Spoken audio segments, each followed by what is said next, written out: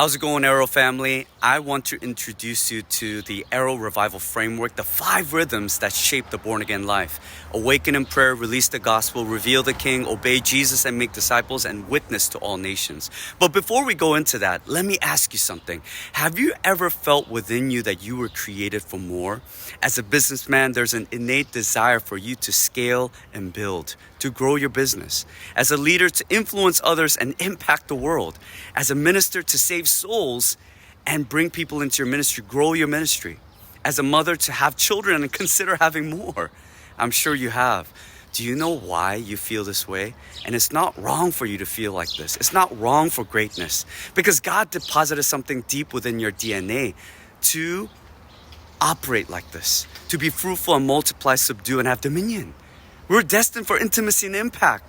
We're destined for greatness. And this is why the human frame longs for more. And this is why we long for greatness, for significance, because that's how we were wired. But never at the expense of communion. We operate at our optimal and our best when we behold God and return to the kind of intimacy that Adam had with God before the fall, before humanity fell beneath their original design. Back in 2016, I was burnt out, exhausted, a new husband, a father who had just lost his daughter to cancer, a new missionary in a foreign land, and I felt like I was caught in a perfect storm, not knowing what to do. But one early morning, I went searching for God and in prayer and in the scriptures. And I came across Matthew 5, the Sermon on the Mount. And in that moment, I felt like I wasn't reading anymore. I was there listening to the words of Jesus that came from the most famous sermon in all of history on that mountainside. And it was there that Jesus became my magnificent obsession. I began to pore over his life and ministry and his words, the Bible and the Gospels. And the Holy Spirit revealed to me 5 key components, the 5 rhythms of his life. And what's beautiful is this: Jesus always taught and commanded us to do what he was already doing. Where the first Adam failed, Jesus succeeded and showed us the way. This is what it truly means to be human.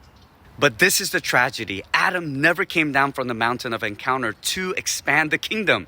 But when you look at Jesus, you see him on a mountain, on an elevated place, not as one delivering the law, but as the law. And Jesus is the call back to encounter. Then you see him come down and begin to minister to the broken. We are called up to the mountain of encounter and back down to the valley of mission. These 5 core rhythms are not a duty, they're a delight, because they are a recovery of what was lost from the fall. Are you getting it now? Could it be that humanity is living beneath our original destiny and design? Some of you might be thinking, I'm an introvert, I can't do this. But the truth is, no one can. That's why we must recover our vision. We must return to the beginning.